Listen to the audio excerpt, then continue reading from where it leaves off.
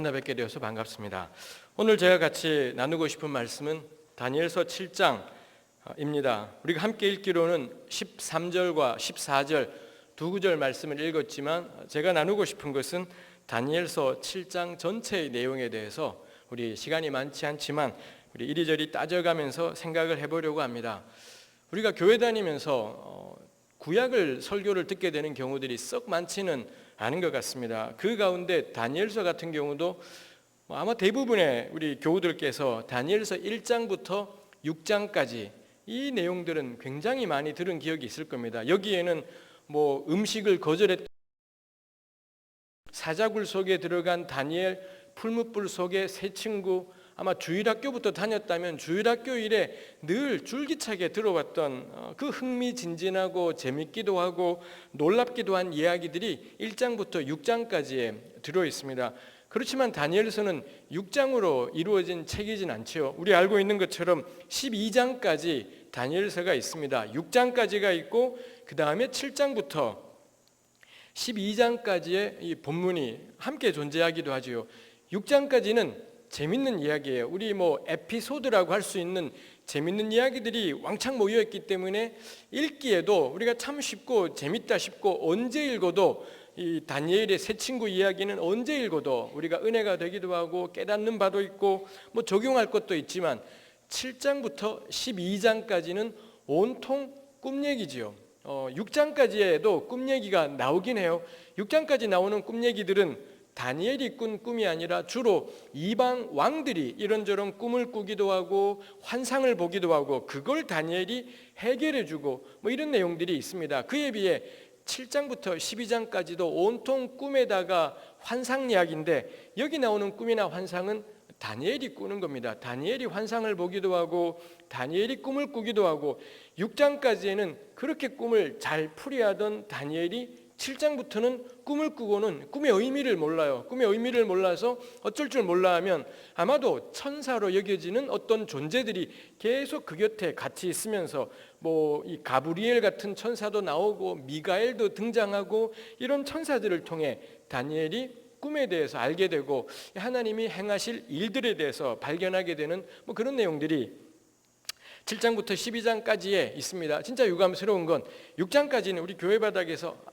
교회 바닥은 적절치 않은 용어 같긴 해요. 하여튼 교회에서 수도 없이 듣게 되는 게 1에서 6장이지만 7에서 12장은 들을 기회가 정말 잘 없다라는 것입니다. 전 개인적으로 구약을 공부를 했고 이사야서를 전공을 해서 공부를 했더랬습니다.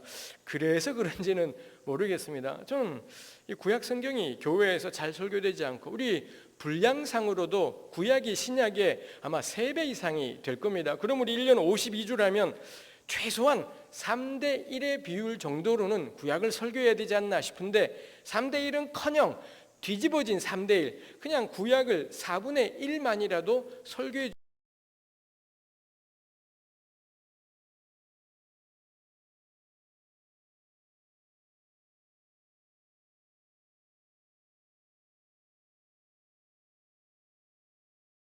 에서 6장도 늘 단골로 다루어지는 본문인 것 같습니다. 근데 다니엘서 7장부터 12장 이 부분은 제 평생 30년 넘는 교회 생활 가운데 전 거의 들어본 기억이 없는 것이 다니엘서 우리 교회 강단에서의 설교다 싶어요. 우리 한국교회가 굳게 붙잡고 있는 것이 신구약 성경은 하나님 말씀이다. 이거 굳게 붙잡고 있지 않습니까? 이거 막 공격하면 자유주의의 만에 난리법석을 떠는 것이 저는 한국교회의 모습들이지 않은가 싶어요. 그런 모습들을 볼 때마다 개인적으로는 그런 마음이 들어요. 웃기고 앉아 계시네 싶은 생각이 들어요. 어떤 분들은 웃기고 자빠져 계신 분들도 있고 앉아 계신 분들도 있고 그렇습니다. 헛소리하지 말고 설교나 하시라고, 구약이 하나님 말씀이라고 헛소리하지 말고 구라치지 말고 설교나 하시라고.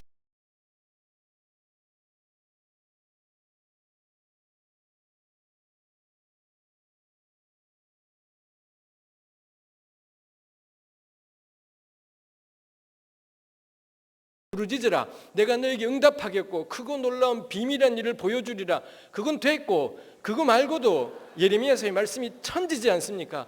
이 수많은 말씀들이 구약 성경에 있는데 우리가 구약 설교하는 부분들은 지극히 편협하고 치우치고 한쪽의 말씀들, 두려워 말라, 겁내지 말라, 온통 이런 말씀들이지 않습니까?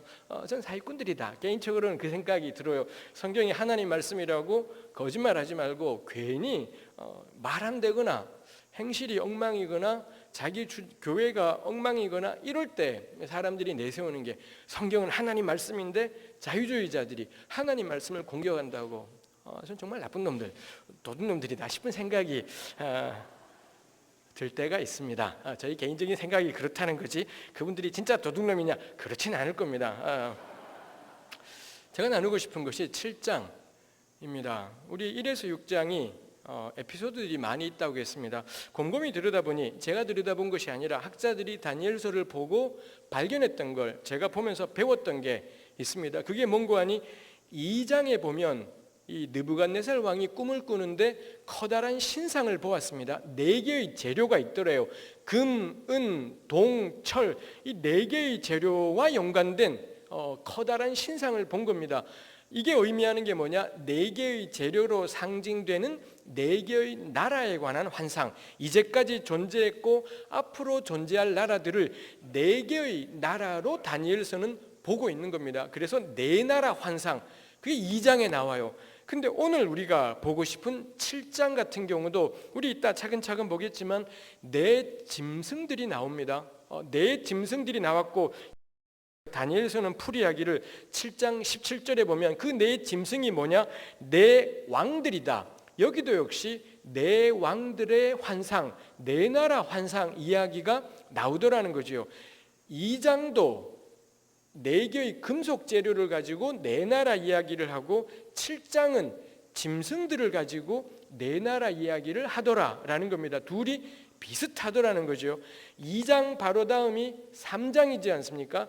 3장에서 다루는 내용이 풀무불 속에 들어간 세 친구 이야기예요. 믿음을 지키다가 엄청난 환난을 겪게 되는 사람들 이야기가 3장에 있습니다. 7장 우리 보았지 않습니까? 7장 바로 앞에 있는 6장에는 무슨 내용이 있느냐? 사자굴에 들어간 다니엘이 있어요. 이것도 역시 똑같죠. 믿음을 지키다가 생명의 위협을 받게 되는 그런 고난의 이야기가 6장에 있더라는 거죠. 이거 보니 2장과 7장이 4나라 이야기, 2장 앞에 3장, 7장 바로 전에 6장은 믿음 지키다가 목숨을 잃게 될 위험에 처한 사람들 이야기가 나오더라는 거예요. 그럼 우리 그 다음에 짐작할 만하지 않습니까? 2장 다음에 3장, 3장 다음에 4장, 4장에 나와 있는 내용들이 뭐냐? 교만한 왕, 느부갓네살 왕이 겁나 교만했고 그래서는 그를 상징하는 높은 나무가 있는데 이거 하나님이 박살내버리신다. 교만한 세상의 왕을 낮추어 버리시는 하나님, 그 이야기가 4장에 있더라는 겁니다. 7장 앞에 6장, 6장 앞에 5장, 5장에 나와 있는 내용이 뭐냐? 느부갓네살의 아들인 벨사살 왕이 교만해서는 예루살렘 성전에서 뺏어온 이 그릇들이 있지 않습니까? 그걸 가지고서는 술을 퍼마시다가 이 흰색 벽에 손가락이 나타나서는 메네메네 데겔 우바르시, 나라가 두 쪽 날 거다, 뭐 이런 내용들이 적히더라라는 겁니다. 거기도 역시 왕이 교만하다가 하나님께 이 심판을 당하게 된다, 그런 내용이 있더라라는 것입니다. 결국 이 다니엘서 2장부터 7장까지는 2에서 7장이 들어맞더라는 거예요. 한 칸 앞에 3장과 이쪽 한 칸 앞에 6장이 들어맞더라는 거고 2, 3, 4장과 7, 6, 5장이 들어맞더라라는 겁니다. 이거 왜 흔히 문학적으로 교차대꾸, 주일 아침에 할 소리이진 않습니다만 교차대꾸라고 부르는 그런 문학적인 기법들이 있더라라는 거죠. 이게 의미하는 게 뭐겠습니까? 1장부터 6장까지는 재미난 이야기, 7에서 12장은 겁나 재미없는 환상 이야기.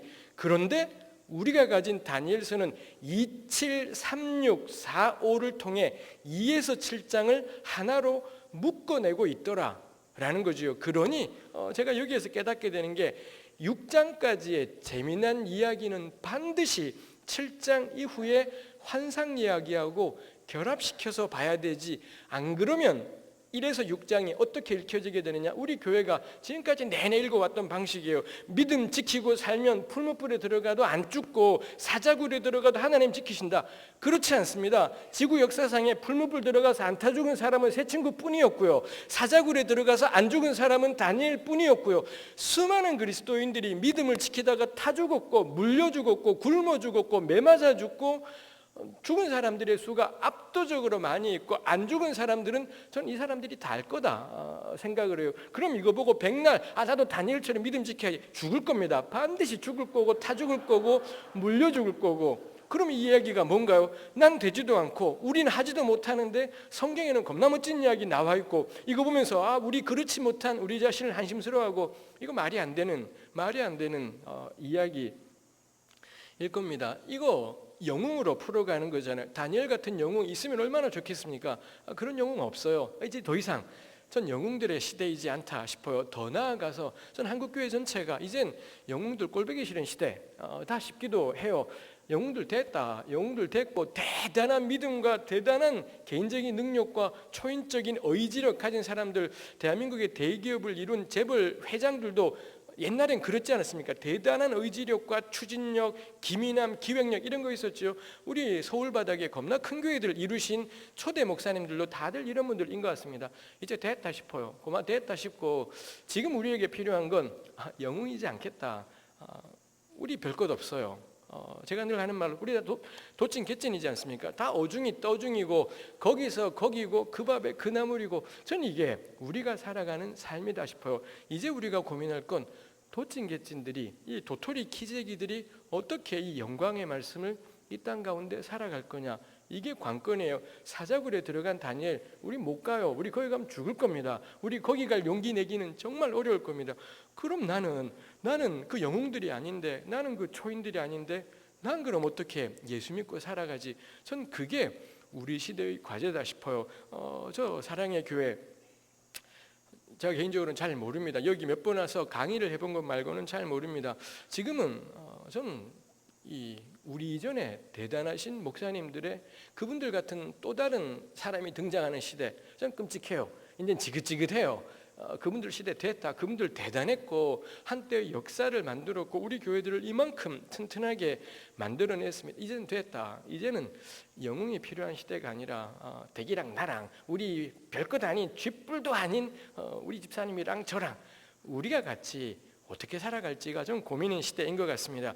1에서 6장의 그 대단한 영웅담 이야기를 딱 7장에 2장 7장이 이렇게 딱 들어맞으면서 7장이 1에서 6장을 뒤에다가 마치 우리 산타클로스가 선물꾸러미를 뒤에 짊어지듯이 제가 보기로는 7장이 1에서 6장을 뒤에다가 딱 짊어지고 끌고 가고 있는 게 전 다니엘서의 27, 36, 45 요 구조이지 않을까 싶은 것입니다. 그러니 7장 이후에 요 내용들이 잘 다루어지는 속에서 재미난 영웅 이야기를 봐야 되지. 안 그러고 7장 이후를 빼버린 채 저는 1에서 6장을 주일학교 아이들에게 또 가르치고 어른들이 또 묵상하고가 한계가 있지 않을까 싶은 것이 있습니다. 그럼 7에서 12장에 그 가장 첫 부분에 나와 있는 게 7장, 이제 우리 7장 내용을 차근차근 따져가 보면은 좋겠습니다. 7장 다니엘이 본 환상이었었고요. 말씀드린 것처럼 네 짐승으로 상징되는 네 나라 이야기를 해주고 있습니다. 3절에 보면은 큰 짐승 넷이 우리 성경책을 펴고 계속 우리 확인해 가면서 보아야 되겠습니다. 제가 언제나 나누는 얘기지만 제가 오늘 나누는 이 설교 말씀은 다니엘서 7장에 대한 저의 잔머리입니다. 제가 잔머리 막 겁나 굴려서 요리조리 궁리하고 생각을 해본 것인 거고 이게 다니엘서 7장에 대한 유일한 풀이이지는 않을 겁니다. 그러니 우리 교우들께서는 제가 나누는 이야기를 듣고 저 따위로 생각할 수도 있겠구나 정도로 들어주시면 좋을 것 같습니다. 나는 얼마든지 달리 볼 수 있다라는 거 우리 생각하고 제가 개인적으로 바라기로는 저 말고 다른 분들이 오시더라도 전 설교 들을 때 삐딱한 자세로 은혜 받으려고만 들을 것이라기보단 도대체 저 설교자가 성경 말씀을 제대로 풀이하고 있는 건지에 대해서 나는 달리 볼 여지가 없는지에 대해서 늘 시비 걸어보고 이 멀찍이 자세를 띄우고 막 은혜 받고 순종하려는 것보다는 멀찍이 자세를 띄우고 어디 한번 설득해 봐라. 전 그것도 어쩌면 설교 드릴 때 참 좋은 자세이지 않을까 싶어요. 사람을 변화시키는 건 진리지, 사람을 변화시키는 건 성령의 역사이지 저는 감정 기분이지는 않겠다 싶어요. 아무리 우리 그런 적 많지 않습니까? 여기 계신 분들 지금은 겁나 멀쩡하게 계시지만 우리 한때 겁나 예수님께 덤벼들고 반항하고 삐딱했던 적 전 있었더랬습니다. 하여튼간에 그거 제가 순순해서 하나님이 저를 부르신 것 같진 않아요. 그러니 저는 우리의 삐딱함 큰 문제 없겠다 싶어요. 날 역사는 나는 거고 안 날 역사는 안 나는 것이기 때문에 우리 삐딱한 마음으로 제가 나누는 것을 삐딱한 마음으로 에이 뭐 그럴까봐 그 마음으로 같이 보시면 좋을 것 같습니다. 3절에 큰 짐승 넷이 바다에서 나왔습니다. 4절에 첫째는 사자와 같은데 독수리의 날개가 있더니 우리 뭐 다 읽지 않겠습니다. 4절에 첫 짐승을 사자와 같은데 독수리의 날개가 있대요. 4절에 이런 이야기가 있고 아까 이야기했던 것처럼 7장 17절에 가면 이 네 큰 짐승은 세상에 일어날 네 왕이라 이렇게 되어 있습니다. 그러니 지금 다니엘서는 사자 이야기를 하고 싶은 것이 아니라 나라 이야기를, 왕들 이야기를 하고 싶은 겁니다. 첫째 나라는 사자와 같은데 독수리의 날개를 가졌다. 이거 이런 말씀 우리 성경에서 보면 겁나 깝깝해요. 하나님이 쓸데없는 소리 하지 마시고 뭘 어떻다는 거예요. 또렷하게 말씀해 주시면 좋겠는데 자꾸 성경은 하나님은 비유로 표현하기 때문에 굉장히 불편해요. 우리 그러지 않습니까? 주님 제가 요 사업을 할까요 말까요? 주님 우리 아이가 요 진로를 택할까요 말까요? 이게 우리의 늘 고민이고 막 기도를 작정하고 하면서 늘 하나님께 바라는 게 A예요 B예요 왼쪽이에요 오른쪽이에요. 이걸 교회 가서 듣고 싶고 기도하면서 응답받고 싶지만 전 성경은 그런 책이지 않다 싶어요. 그런 상황에 하나님은 겁나 천연덕스럽게 첫째는 사자와 같은데 독수리의 날개를 가졌어. 그럼 열받게 되는 거죠. 아니 지금 갈까요 말까요? 이걸 해줘야 되고 할까요 말까요를 결판을 내주셔야 되는데 성경은 자꾸 비유를 해요. 비유라는 건 멈춰서 가지고 이 비유가 뭘 말하는 건지를 궁리하지 않으면 하나도 깨닫지 못하는 게 비유의 특징이지 않습니까? 전 그래서 성경은 밭에 감추인 보화라고 생각해요. 저 밭 깊숙이 땅을 계속 파고 들어가면 그 안에 보화가 있는 걸 발견하지만 그 위를 지나다니는 사람은 죽었다 깨나도 발견할 수 없는 게 좀 밭에 감추인 보화이겠다 싶습니다. 설교자들은 이거 자기 나름대로 한번 파본 것일 겁니다. 전 모든 그리스도인들은 밭에 감추인 보화를 캐내는 사람이다 싶어요. 그러니 성경 볼 때 훨씬 필요한 건 순종하겠다보다 따져보자. 진짜로 이 말씀이 무엇을 말하고 싶은지를 따져보자 싶어요. 저는 그런 생각이 들었습니다. 그리고 저는 생각을 하고 그 다음에 다른 학자들은 혹시 이에 대해서 뭐라고 생각을 했는가 때문에 뭐 이런저런 주석들을 보기도 하고 뭐 그러는 거죠. 그래서 주석을 쓴 사람이랑 저랑 이야기를 나누는 거죠. 이분은 이딴 식으로 생각했네. 근데 요거는 잘 납득이 안 되네. 이런 걸 생각할 때 이렇게 봐야 되는 것이 아니냐. 뭐 이런 식으로 대화가 되겠습니다. 대체로 여기 사자와 독수리의 의미하는 바가 뭔가 할 때 사자는 동물의 왕이지 않습니까? 이 사자와 같은 나라라는 건 엄청나게 강한 나라라는 뜻일 거고요. 독수리의 날개, 독수리는 새 중의 왕이지 않습니까? 그럼 이게 실제로 의미했던 건 뭘까? 첫째 나라가 육지에서도 대단한 사자와 같은 위력을 가졌지만 동시에 이 나라의 특징이 뭐냐? 기동력이었겠다 싶은 겁니다. 대단한 말들이 있었던지 가령 우리 고대 페르시아 같은 경우는 기병들이 대단했었어요. 말들이 끌고 가는 이 기마대들이 엄청났고 이거 앞에서 딴 나라들이 당연하지를 못했지요. 그 다음에 이 페르시아가 결국 마지막에 이 고대 중동 지역 전체를 다 장악하고 그 다음에 이 페르시아가 쳐들어간 곳이 그리스였지 않습니까? 그리스는 얼마 안 됐기 때문에 이길 수 있겠다고 생각했는데 결국 깨졌지요. 이 그리스 아테네와 스파르타 이쪽 연합군들에게 결국 페르시아가 깨지게 되는 그런 일이 있었습니다. 그때 결정적이었던 게 그리스의 해군이었더라는 겁니다. 그리스가 이 반도 국가이다 보니 섬들이 많다 보니 이 조선술이 대단했던 거고 이 그리스 해군들 앞에 배들 앞에 페르시아가 잘 이기지를 못했더라라는 거죠. 그거 생각하면 이 첫째 나라는 이 대단한 군사력을 가진 데다가 기동력도, 그 기동력이 기병대인 기마대인 건지 아니면은 해군, 이 조선 선박과 연관된 이쪽이 짱짱했던 건지는 명확하지 않지만 그야말로 육지에서건 바다에서건 거칠 것이 없었다라는 게 이 첫째 사자와 같은데 독수리의 날개를 가진 존재가 의미하는 바이지 않을까 싶습니다. 최강의 존재지요. 둘째 5절에 있습니다. 다른 짐승 곧 둘째는 곰과 같은데 그것이 몸 한쪽을 들었고 그 입의 잇사이에는 새 갈빗대가 물렸는데 그것에게 말하는 자들이 있어 이르기를 일어나서 많은 고기를 먹으라 하였더라. 둘째는 곰과 같은 나라입니다. 곰은 뭐 통상 우리가 상식적으로 사자보다는 한 칸 밑이지만 이것도 역시 엄청 센 짐승이죠. 거기다가 이 곰은 몸 한쪽을 들고 있고 이빨 사이에는 아직도 갈빗대가 몇 개쯤은 물려 있고, 그러니 이 5절이 표현하고 싶은 건 아마 우리 그걸 것 같아요. 누가 보더라도 이 곰도 엄청나게 세고 강하고 이 사납고 먹어치우고 있으면서도 그것도 모자라서 또 무언가를 먹어치우려고 공격하려고 하고 있는 이런 상황이 이 5절인 것 같습니다. 굉장히 호전적이고 먹고 먹어도 이 만족해하지 못하는 뭐 이런 모습들을 그리는 것 같아요. 6절 그 후에 또 내가 또 본즉 다른 짐승 곧 표범과 같은 것이 있는데 그 등에 새 날개가 넷이 있더라. 표범은 사자보다는 확연히 아래지요.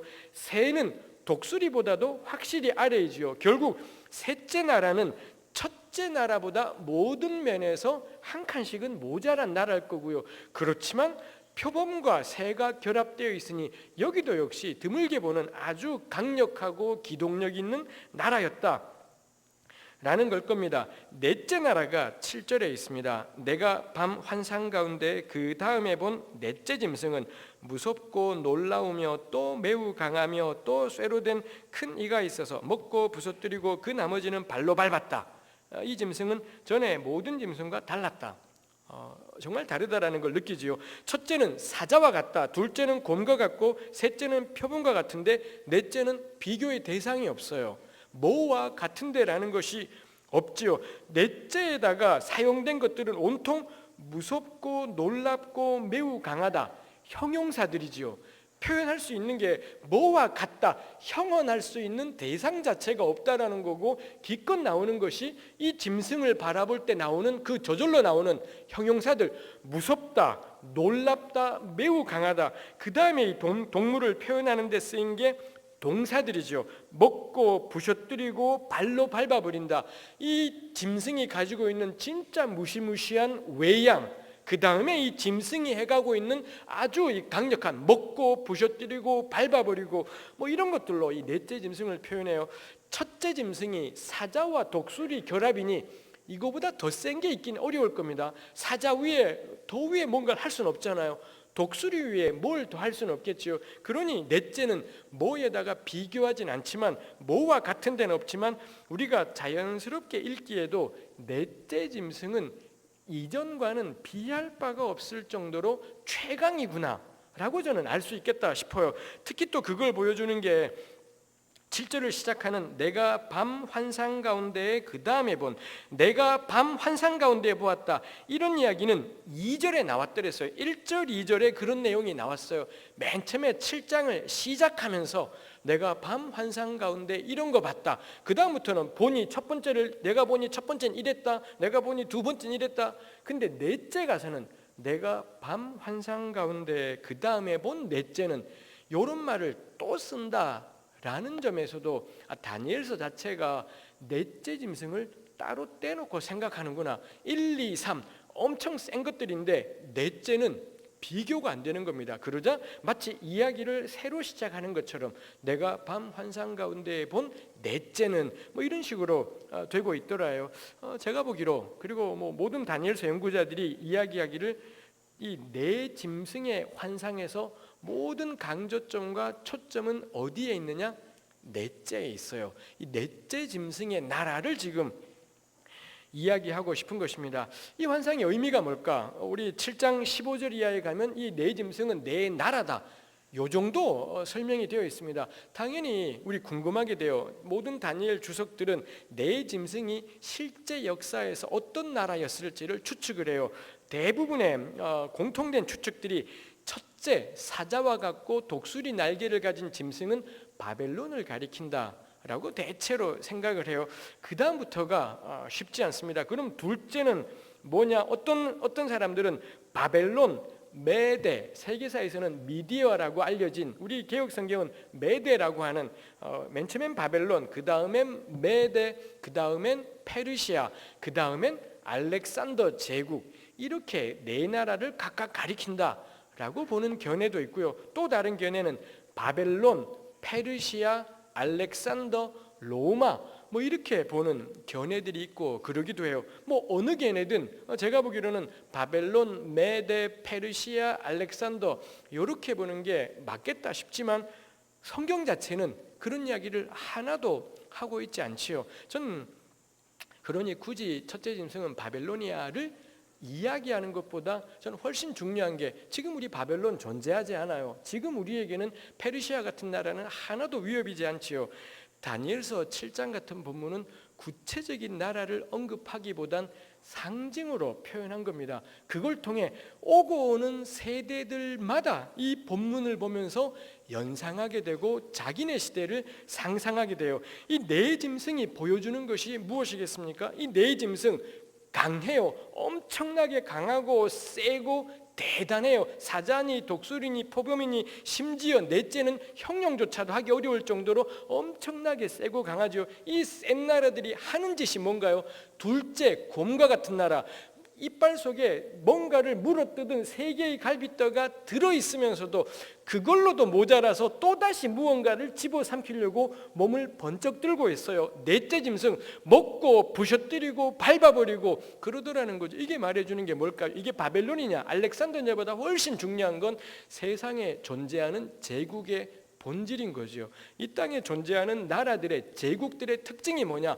먹어도 수많은 약소 국가들을, 수많은 약한 사람들을 짓밟고 부셔뜨리고 밟고 다 차지하고 다 없애버리고, 그러고도 모자라요. 그러고도 모자라서 잎 사이에 먹어치운 저 약한 동물들의 이빨들이 이 사이에 끼어 있는데도 그것도 모자라서 무언가를 또 먹으려고 손을 번쩍 들고 있는, 한도 끝도 없이 탐욕을 부리고 모든 약자, 이 네 짐승의 나라는 확연한 피라미드 세상이죠. 밑바닥에 겁나 약한 동물들 쫙 깔고 있고 위로 가면 정점에, 이 정점에 오른 집단들, 이 피라미드의 꼭대기에 오른 집단들은 이 땅에 있는 약자들, 연약한 사람들, 고통받는 사람들을 한도 끝도 없이 짓밟아버리고 뭉개버리고 그러고도 모자라서 더 먹어치워요.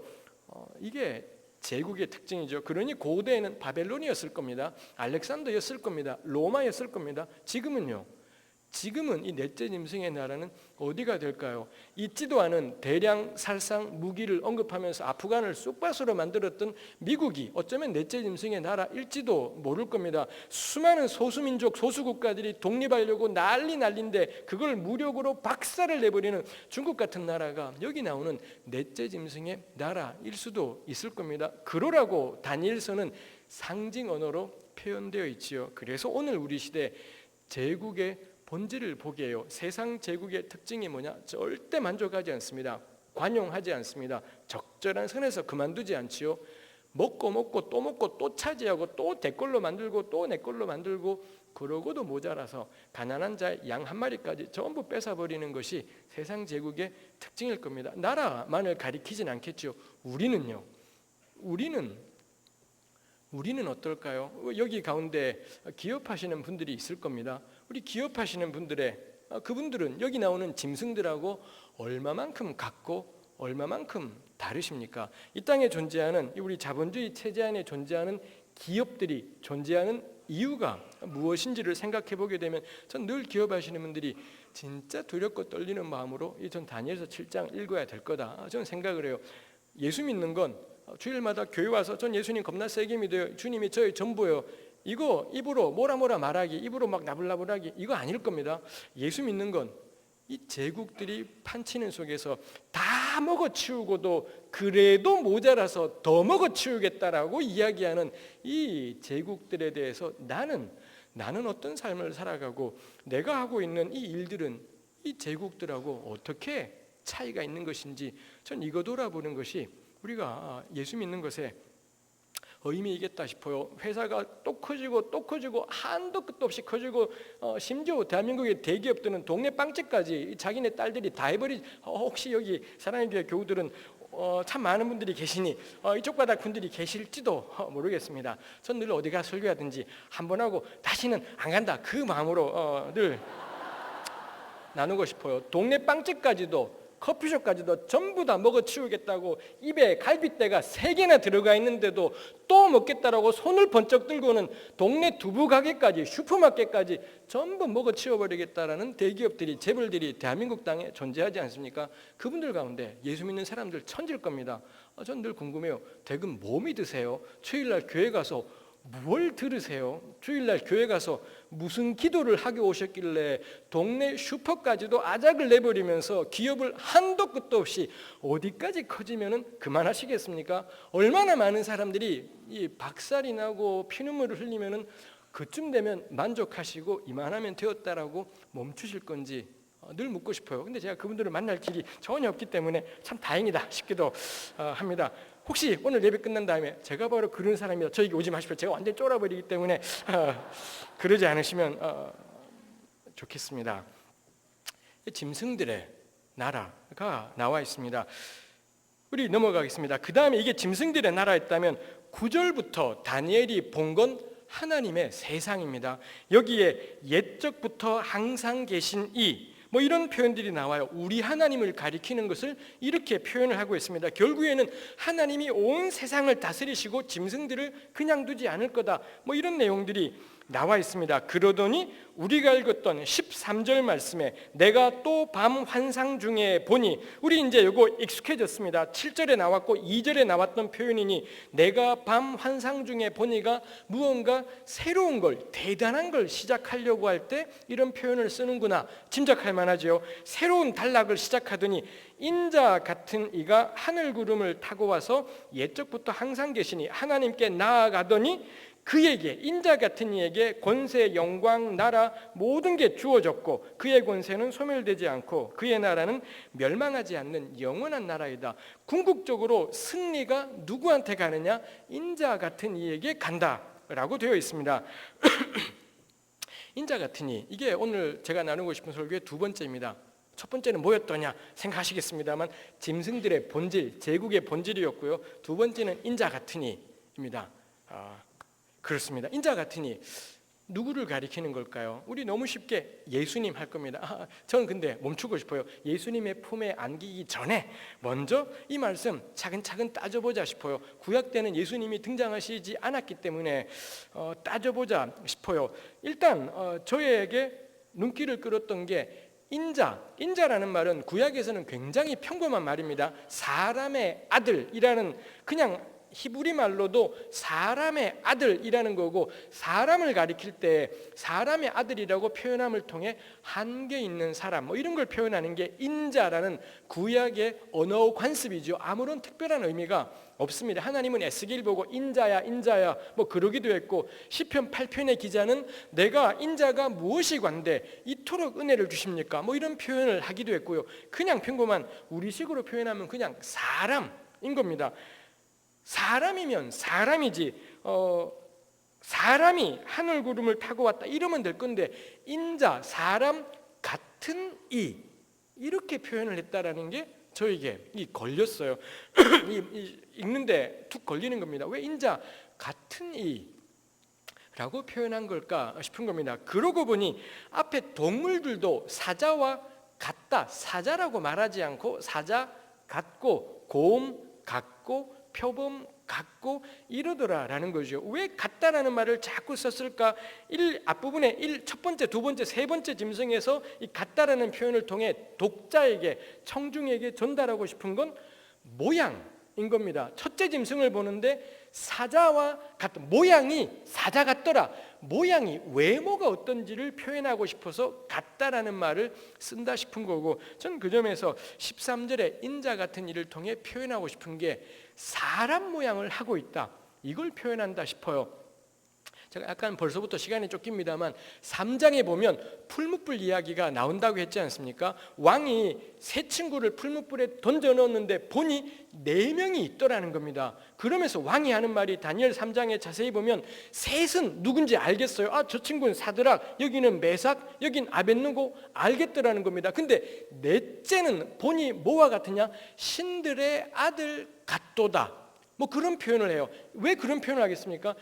넷이 있었는데 3명은 사람이더라라는 겁니다. 두 머리, 두 손, 두 발 서 있어서 사람이구나 돼서 이 친구는 사드락, 메삭, 아벳느고 딱 되는데 넷째는 모양 자체가 달랐던 거지요. 그래서는 넷째는 신들의 아들 같도다. 신들의 아들은 구약이 천사를 표현할 때 늘 하는 표현이에요. 이사야서 6장에 보면 스랍이라는 천상의 존재가 있습니다.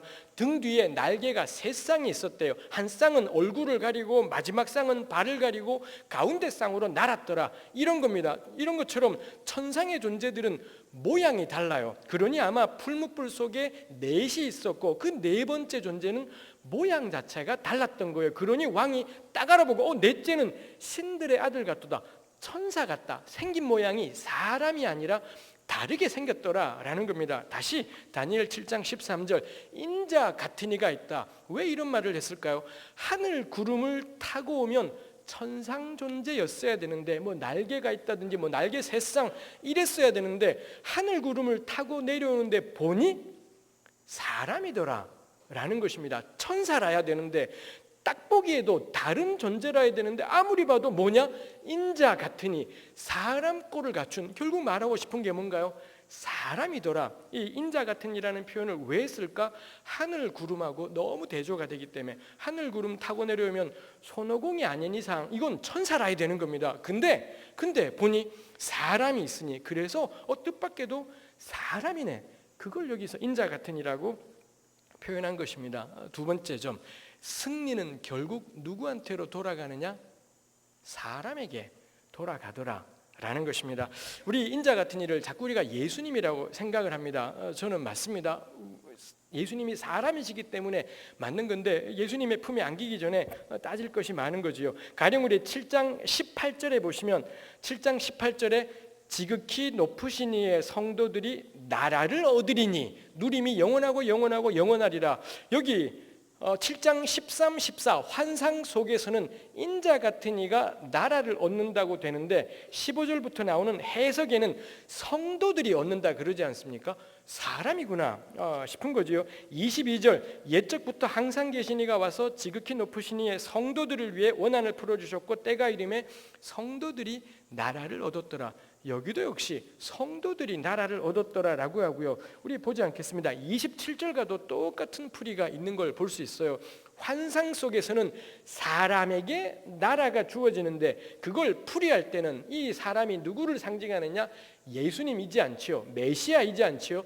성도들이에요. 성도들이 나라를 얻더라라고 환상의 의미를 풀이하더라라는 것입니다. 제가 나누고 싶은 겁니다. 짐승들이 판을 쳐요. 짐승들이 얼마나 센지 사자의 몸, 독수리의 날개, 넷째는 어마어마하게 무시무시해요. 근데 누가 이기나요? 사람이 이겨요. 우리 세상 너무 썩었고 세상에 너무 불의가 가득하고 부패가 가득하지 않습니까? 나쁜 놈 천지지 않습니까? 우리 대부분의 형제님들은 우리 자라면서 길 가다가 으슥한 곳에서 양아치들이 자매님을 붙잡고 희롱할 때 그 손 떼시지 하고 들어갔더니 양아치들이 어서 너가 죽으려고 그래 했더니 막 싸우는데 내가 겁나 싸움을 잘해서 양아치들 다 박살내고 자매님을 건져내고 편안히 가시죠. 이런 환상들을 우리가 꿈꿔본 적이 있지 않습니까? 슈퍼맨이 되어서 연약한 자들을 건져내기, 우리 늘 그 환상들이 있습니다. 다니엘서가 우리에게 말해주는 겁니다. 누가 이기나요? 슈퍼맨이 이기지 않아요. 누가 이기나요? 사람이 이겨요. 우리 연약하지만, 우리 쥐뿔도 없지만, 우리 보잘것 없지만 우리 속에 뭉게뭉게 짐승되고 싶어요. 엄청난 힘, 엄청난 위력, 대단한 능력, 이게 있으면은 하나님의 뜻을 이룰 것 같아요. 그렇지 않습니다. 누가 이깁니까? 사람이 이겨요. 가장 연약하고 사자하고 붙으면 1대1로 박살이 나고 먹혀버리게 될, 사자굴에 던져지면 다 죽게 될 그 사람들이지만, 이 풀무불에 넣으면 다 타게 될 그 사람들이지만 궁극적으로는 누가 이기냐? 사람이 이기겠다 싶은 겁니다. 전 교회가 사람이면 좋겠다 싶어요. 서울 땅에 제적교인이 70만인 교회가 있습니다. 어쩌라고요? 사랑의 교회 몇만이었지 않습니까? 그래서 어쩌라고요? 그래서 전 몇만 교회 그만됐다 싶어요. 교회가 엄청나게 커져서 대단한 이 교회 안에 막 대통령, 장관, 국회의원, 판사, 검사, 변호사 난리법석이라서 그래서 역사 나는 거 징글징글해요. 우리 그거 안 되지 않습니까? 못 하시지 않습니까? 누가 이기나요? 사람이 이겨요. 시시하고 쥐뿔도 아니고 때리면 아프고 어쩔 줄 몰라 하는데 그 사람의 특징이 뭔가요? 자기 길이 겁나 바빠서 가다가도 옆에 누가 사람이 쓰러져 있으면 이게 가던 길이 마음에 걸려서 어쩔 줄을 몰라 하다가 자기 길이 바쁘니 막상 도와줄 수는 없고 근데 그냥 가자니 마음에 걸려서 마음이 안 편해서 어쩔 줄을 몰라 하다가 에이 하고는 결국 돌아서서 그 사람 챙기고 그 사람 돌아보지 않습니까? 이게 사람이지 않습니까? 그러다가 자기 일 늦어지고 일 잘 안 되고 우리 그런 일 허다하지 않습니까? 전 사람이 이기겠다 싶어요. 우리 아이들, 우리 특히 강남의 아이들 그러지 않습니까? 영어 겁나 잘해요. 그래서요. 지금 우리가 영어 못해서 이 꼴인 건가요? 우리 영어가 오렌지 발음 제대로 못해서 우리 이 꼴인 건 아니지 않겠습니까? 영어 못해도 됐다. 수학 못하면 뭐 어떤 학원 좀 그만 좀 보내고 아이들한테 뭐 할까요? 너 사람 해라. 슬픈 사람 보면 공부하러 가다가도 멈춰라. 옆에 사람 자빠져 있으면 네 할 일이 겁나 바빠도 멈춰서 가지고서는 그 사람 챙기는 겁니다. 왜냐하면 우린 사람이니까요. 우린 짐승이 아니라 우린 기계가 아니라 우리는 이 종이 아니라 사람이기 때문에 가다가도 누가 쓰러져 있으면 누가 자식을 잃고 펑펑펑 아직까지도 울고 있다면 내 하는 일이 그렇게 바쁘지만 이 자식 잃은 부모의 마음을 내 마음처럼 생각하고 어쩔 줄 몰라 하고 괴로워한다라는 거죠. 왜냐? 우린 사람이니까. 근데 결국에는 누가 이기냐? 짐승이 이기지 않아요. 짐승이 이기는 것이 아니라 사람이 이긴다 싶은 것입니다. 우리 사랑의 교회 강남 예배당에서 모이시는 분들 이 사람이 되면 우리가 사람으로 살아가면 좋겠습니다. 초인의 시대가 아니라 슈퍼맨의 시대가 아니라 재능과 실력이 엄청 뛰어난 사람들이 아니라 사람, 슬픈 사람 보고 함께 슬퍼할 줄 알고 자식 잃은 부모를 보면 괴로워서 어쩔 줄 밥을 먹다가도 마음에 걸려하게 되기도 하고 기쁜 사람들을 볼 때 같이 기뻐할 줄 아는 사람이 이겨요. 강남 땅에 그렇게 공감할 줄 알고 슬픈 자와 함께 우는 그런 사람들이 전 점점 더 늘어나게 되는 그게 어쩌면 우리 시대에 주시는 말씀이지 않을까 싶습니다. 우리 휙휙 건너가서 마지막 사항에 대해서 나눠보려고 생각을 합니다. 이거 천사가 등장해서는 다니엘이 궁금해하니 하나님이 보낸 천사가 다 풀이해 줬습니다. 그러면서 그 유명한 한때, 두때, 반때 그런 말씀을 해요. 한때, 두때, 반때 동안은 성도들이 진다. 성도들이 짐승의 손에 넘어가서 온갖 고통들을 다 당하게 된다. 근데 26, 27절에 가면 궁극적으로 한때, 두때, 반때가 지나면 이 성도들의 최종적이고 궁극적인 승리가 온다. 이렇게 천사가 풀이해 준 겁니다. 그러니 한때, 두때, 반때는 뭐 우리 3년 반이지요. 사실 하나님을 상징하는 수가 7인 거고 7의 반이 한때, 두때, 반때, 세때 반인 겁니다. 그러니 이 땅에 이 악의 짐승들의 시대가 영원할 것 같지만 절대로 영원하지 않고 제한되어 있다. 요만큼인 거지 절대 영원하지 않다. 이거 말하는 게 한때, 두때, 반때일 겁니다. 그래서 그걸 볼 때마다 짐승들의 시대는 절대 영원하지 않고 반드시 하나님의 궁극적인 영광의 날이 온다. 이걸 전하고 싶은 거지요. 28절이 제가 마지막 나누고 싶은 것입니다. 우리 28절 함께 소리내서 읽어보면 좋겠습니다. 7장 28절 함께 읽겠습니다. 그 말이 이에 그친지라 나 다니엘은 중심에 번민하였으며 내 얼굴빛이 변하였으나 내가 이 일을 마음에 간직하였느니라. 이거 놀라운 반응이지 않습니까? 하나님이 이렇게 풀이를 다 해주신 거고요. 성도들이 지지만 결국에는 영광의 승리, 성도들에게 영원한 나라가 돌아온다. 그러면은 그 다음에 우리는 어떻게 되겠습니까? 기뻐야 되는데 뜻밖에도 다니엘은 중심의 번민, 얼굴빛이 변했다. 이 두 가지 커플, 번민과 얼굴빛 변하기가 다니엘 5장에도 나와요. 아까 이야기했던 벨사살이라는 왕이 흥청망청 잔치를 벌리다가 벽에 손이 나타나서 이 심판의 메시지를 기록을 하니 그걸 보고는 벨사살이 완전히 쫄아서 중심의 번민, 안색이 변했다. 요게 5장에 쓰인 겁니다. 그러니 이런 표현은 엄청난 충격과 막막함, 절망, 뭐 이런 것들을 표현하는 게 중심의 번민 안색 변화기예요. 근데 하나님이 환상을 보여주셨고 환상이 두려웠지만 내용을 들어보니 궁극적으로는 성도의 승리예요. 근데 다니엘의 반응은 번민과 안색 변함이었다라는 겁니다. 이게 끝이에요. 이거에 대해서 아무런 설명이 없고 8장으로 넘어가 버리더라. 그러니 여기서는 독자들에게 생각하게 만드는 거죠. 저도 이거 보면서 왜 번민하는 걸까? 듣고는 기쁜 게 아니라, 듣고는 할렐루야 하는 것이 아니라 우리는 너무 쉽게 아멘 나오지 않습니까? 근데 왜 다니엘은 번민하고 안색 변하는 걸까? 모르겠습니다. 성경 자체가 설명하지 않으니 알 길이 없죠. 그 다음에 남은 건 잔머리인 거죠. 잔머리를 막 굴리면서 왜 다니엘은 근심하고 번민하는 걸까?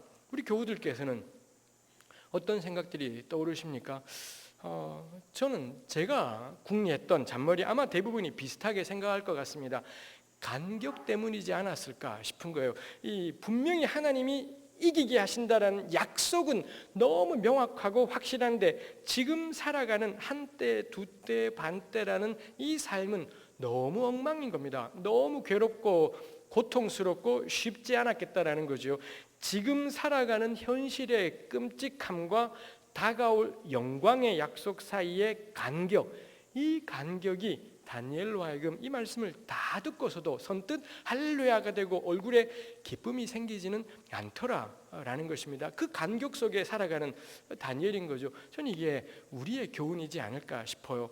우리 시대를 살아가는 그리스도인의 자세는 늘 웃는 얼굴일 수는 없겠다 싶어요. 영광의 약속이 있고 끔찍한 현실이 있다. 그럼 너무 자연스러운 그리스도인의 자세는 번민이겠다 싶은 것입니다. 우리 교회 다니는 사람들 쿡 찌르기만 해도 난 예수님 때문에 늘 기뻐. 너는 힘든데 어떻게? 난 기도하면 하나님 역사하셔. 우리 겁나 가증해 보이고 막 그러잖아. 늘 모범답안으로 꽉 차 있는 그리스도인들이 있지 않습니까? 우리 그런 시대도 있었을 겁니다.